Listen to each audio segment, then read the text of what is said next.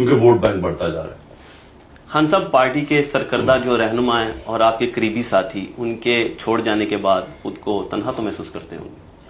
دیکھیں، میری ایک مشن ہے، مشن کے اندر آپ نہ دیکھتے اپنی فیملی، نہ دیکھتے اپنے دوست، نہ آپ دیکھتے ہیں کہ جی میرے سے 26 سال کوئی میرے ساتھ رہے، آپ صرف مشن دیکھتے ہیں۔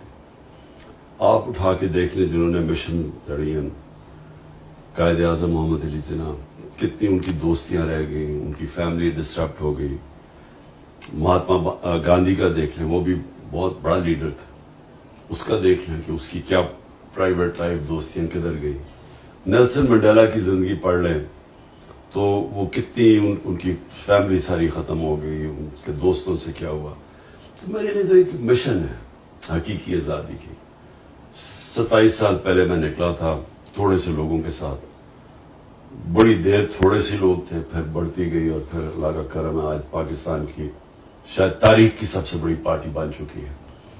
تو اس کے اندر دوستیاں کا آنا جانا سے کوئی فرق نہیں پڑتا، کنسنٹریشن ہے کہ ہم نے اپنے ملک کو، اگر ہم نے اس کو اٹھانا ہے، اگر ہم نے اس کو ایک عظیم قوم بنانا ہے جو کہ بن سکتی تھی۔ بڑا خواب تھا پاکستان، وہ تب ہوگا جب حقیقی جمہوریت آئے گی۔ حقیقی جمہوریت تب آتی ہے، حقیقی جمہوریت کا مطلب حقیقی آزادی۔ آزادی ہوتی ہے تو خوشحالی ہوتی ہے۔ حقیقی جمہوریت تب تک نہیں آ سکتی جب تک رول آف لا یعنی انصاف نہیں ہوتا، کیونکہ رول آف لا ہوتا ہے تو جمہوریت ہوتی ہے، تو آزادی ہوتی ہے، تو خوشحالی ہوتی ہے۔ تو یہ جو لوگ چھوڑ کے مغرب جا رہے ہیں، یورپ جاتے ہیں، ساؤتھ امریکہ سے امریکہ گھسنے کی کوشش کرتے ہیں، یہ کیوں کرتے ہیں؟ کیونکہ ان ملکوں کے اندر آزاد لوگ ہیں، ان کی آئین ہے، ان کی جمہوریت ہے، ان کے رول آف لا ہے، لیول پلینگ فیلڈ ہے، محنت کا پھل ملتا ہے، لوگ ایک دفعہ اپنے ٹیکس دیں، قانون کے اوپر چلیں، آزاد ہو جاتے ہیں۔ ہمارے ملکوں کے اندر بدقسمتی سے ایک چھوٹا سا طبقہ ہے، وہ سارے ملک کے وسائل کنٹرول کر کے بیٹھا ہوا ہے، وہ آزاد نہیں ہونے دیتا۔ اور یہ جو سارے میرے خلاف جو جمع ہوئے ہیں 14 پارٹیز، اسٹیبلشمنٹ، یہ کیوں ہیں؟ کیونکہ یہ سب ڈرے ہوئے ہیں اس ملک میں حقیقی آزادی سے۔ حقیقی آزادی کا مطلب کہ یہ جو سارے قبضہ کر کے بیٹھے ہوئے وسائل کے اوپر اور قانون کے اوپر بیٹھے ہوئے ہیں، تو ان کو خطرہ ہے۔ خان صاحب، آپ کے پرانے دوستوں کی نئی جماعت استحکام پاکستان پارٹی کو کس نظر سے دیکھ رہے ہیں آپ؟ دیکھیں، کبھی بھی پاکستان کی تاریخ میں کوئی آرٹیفیشل پارٹی چلتی نہیں ہے۔ زندگی میں کوئی شارٹ کٹ نہیں ہوتا۔ یعنی میں اگر یہاں تک پہنچا ہوں تو 27 سال کی سٹرگل ہے، 14 سال کی، جس طرح میں نے کہا تھوڑے سے لوگ تھے ساتھ، مذاق اڑتا تھا، آہستہ آہستہ پبلک کے اندر اس کی جڑیں گئیں، اس کا نظریہ گیا، اور آج سب سے بڑی اللہ کا کرم ہے جماعت ہے۔ لیکن کسی کا خیال ہے کہ اس طرح کی جماعت بنا دو اور ادھر ادھر سے لوگ توڑ کے لے آؤ، تو اس کی پبلک میں تو کوئی روٹس ہے ہی نہیں۔ خان صاحب، پاکستان کی سیاست میں فوج کے کردار کے کس حد تک آپ قائل ہیں؟ کس حد تک فوج کا کردار ہونا چاہیے اور ہونا چاہیے بھی یا نہیں؟ آپ کا کیا موقف ہے اس بارے میں؟ دیکھیں، ہمارا ایک ملک ایوالو کر رہا ہے، 75 سال کی ہماری زندگی ہے۔ ہمارا ملک کیسے شروع ہوا تھا؟ ایک سیکیورٹی سٹیٹ۔ کیوں؟ ہمیں خوف تھا۔ ایک دم آتے ساتھ ہی 47 میں آزادی ہوئی، 48 میں جنگ ہو گئی کشمیر کے اوپر۔ اس کی وجہ سے ایک خوف آ گیا کہ ہم 7 گنا بڑا ملک ہے ہمارا ہمسایہ، اور وہ ہمیں مانتا ہی نہیں ہے۔ وہ ہمسائے کا خیال تھا کہ پاکستان زیادہ دیر رہے گا نہیں اور یہ پھر ضم ہو جائے گا ہندوستان میں۔ اس خوف کی وجہ سے ہماری سیکیورٹی سٹیٹ اور قوم اپنی فوج کے ساتھ کھڑی ہو گئی، اور قوم یہ سمجھتی تھی کہ فوج کی ہمیں بہت ضرورت ہے۔ تو وہ ہوتا ہوا ایسے کہ فوج نے 3 دفعہ ڈائریکٹ مارشل لاز لگائے حکومت کی، اور جب نہیں بھی مارشل لا تھے تو فوج اندر ایک سسٹم کے انٹرنچ ہو گئی۔ میرا پوائنٹ یہ ہے کہ آگے جب ہم پڑھ رہے ہیں، کوئی بھی جو پرماننٹ چیز ہوتی ہے نا، وہ ہوتی ہے چینج۔ آپ اگر وقت کے ساتھ نہیں بدلتے، ٹائم کسی کی انتظار نہیں کرتا، آپ کو پیچھے چھوڑ دیتا ہے۔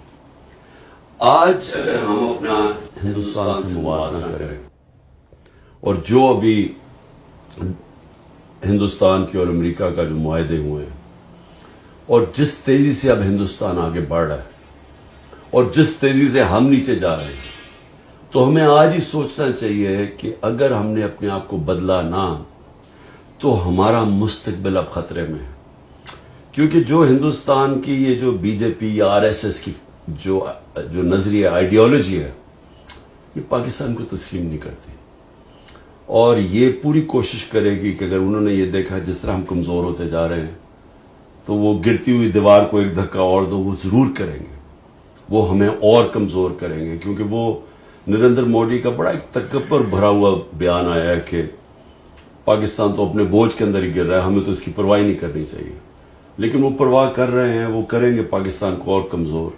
تو ہمیں تو اپنے آپ کو اگر ہم نے نہ بدلا، ہم نے اپنے آپ کو ایک حقیقی طور پہ جمہوریت اور رول آف لا نہ لے کے آئے پاکستان میں، تو مجھے افسوس سے کہنا پڑتا ہے کہ جو اب حالات ہیں اگر اسی طرح ہم چلتے رہے اس کا تو کوئی مستقبل نہیں ہے. خان صاحب، پاکستان میں میڈیا کی آزادی کو آپ کس نظر سے دیکھ رہے ہیں اور کس حد تک میڈیا کی آزادی کے آپ قائل ہیں؟ دیکھیں، جمہوریت کیا ہے؟ جمہوریت ہے آزادی. جمہوریت کیوں ہم چاہتے ہیں؟ کیونکہ ہمیں آزاد کر دیتی ہے. کیوں جو ملک جمہوریت جن میں آ جاتی ہے وہ کیوں تیزی سے ترقی کر جاتے ہیں؟ کیونکہ وہ لوگ آزاد ہو جاتے ہیں. ایسٹ اور ویسٹ یورپ دوسری جنگ عظیم کے بعد آدھا غلامی میں چلا گیا، ایک ٹوٹیلیٹیرین سٹیٹس بن گئی، آزادی ختم ہو گئی. اور جو آدھا یورپ تھا، ویسٹرن یورپ، آزاد ہو گیا. 50 سال کے بعد جو آزاد یورپ تھا وہ خوشحال ہو گیا، اوپر چلا گیا، جو غلام تھا وہ نیچے رہ گیا. ایسٹ جرمنی، ویسٹ جرمنی، جو آزاد تھا، جو جمہوریت تھی، ویسٹ جرمنی وہ اوپر چلا گیا، ایسٹ جرمنی پیچھے رہ گیا. ساؤتھ کوریا، نارتھ کوریا میں ڈکٹیٹرشپ آ گئی، ساؤتھ کوریا جمہوریت آ گئی، وہ اوپر چلا گیا اور وہ پیچھے رہ گیا.